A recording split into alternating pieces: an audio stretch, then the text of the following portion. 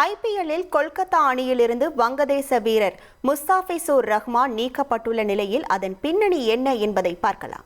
முஸ்தாபிசூர் Rahman IPL தொடரில் விளையாடக்கூடாது என்கிற கோஷம் கடந்த சில நாட்களாக வட இந்தியாவில் வலுப்பெற்று வருகிறது. ஒரு விளையாட்டு வீரரை அரசியல் அமைப்புகள் ஏன் எதிர்க்க வேண்டும் என்கிற கேள்விக்கு விடை காண வேண்டுமானால் பங்களாதேஷின் தற்போதைய அரசியல் நிலவரத்தை சுருக்கமாக பார்க்க வேண்டியுள்ளது.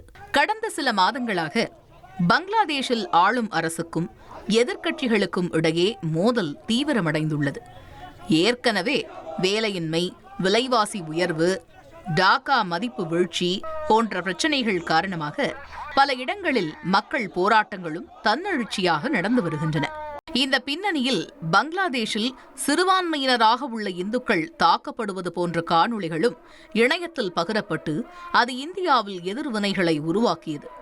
இந்தியாவிலும் பங்களாதேஷ் நாட்டவர் என்கிற சந்தேகத்தில் ஒரு சிலர் மீது இளைஞர்கள் தாக்குதல் நடத்திய வீடியோவும் வெளியாகி அந்த பதற்றத்தை மேலும் அதிகரிக்கச் செய்தது. இந்த சூழலில்தான் கடந்த ஆண்டு நடைபெற்ற ஐபிஎல் மினி ஏலத்தில் பங்களாதேஷ் வேகப்பந்து வீச்சாளர் முஸ்தாபிசூர் ரஹ்மானை கொல்கத்தா நைட் ரைடர்ஸ் அணி 9,20,00,000 ரூபாய்க்கு ஏலம் எடுத்ததும் விமர்சனத்திற்கு உள்ளானது. முஸ்தாபிசூர் ரஹ்மான் 2016ஆம் ஆண்டு முதல் ஐபிஎல்லில் தொடர்ந்து விளையாடி வருகிறார்.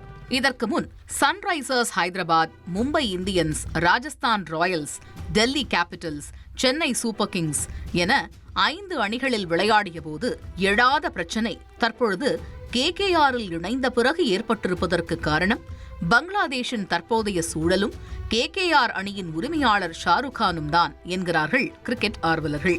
அதோடு நடப்பு ஐபிஎல் சீசனில் ஏலம் எடுக்கப்பட்ட ஒரே பங்களாதேஷ் வீரர் என்ற அடையாளமும் இந்த விவகாரத்தை மேலும் பேசுபொருளாக்கியது.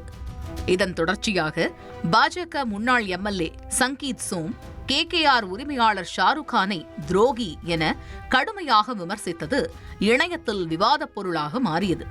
ஒருபுறம் கிரிக்கெட்டில் அரசியல் வேண்டாம் என ரசிகர்கள் வலியுறுத்தினாலும் மற்றொரு புறம் முஸ்தாபிசூர் ரஹ்மான் ஐபிஎல்லில் விளையாடக்கூடாது என்ற கோரிக்கையும் வலுப்பெற்றுக் கொண்டே வந்தது. ஒரு கட்டத்தில் சுதாரித்துக் கொண்ட பிசிசிஐ இந்த விவகாரம் மேலும் பெரிதாகாத வகையில் கேகேஆர் அணியிடம் நிலைமையை கருத்தில் கொண்டு தேவையான முடிவுகளை எடுக்குமாறு ஆலோசனை வழங்கியுள்ளனர். மேலும் முஸ்தாபிசூருக்கு பதிலாக மாற்று வீரருக்கு அனுமதி கோரினால் அதற்கு நிச்சயமாக சம்மதிப்போம் என்பதையும் திட்டவட்டமாக தெரிவித்துள்ளனர். பிசிசிஐயின் உத்தரவை தொடர்ந்து கேகேஆர் அணி நிர்வாகமும் முஸ்தாபிசூர் ரஹ்மானை நீக்குவதாக அறிவித்துள்ளனர்.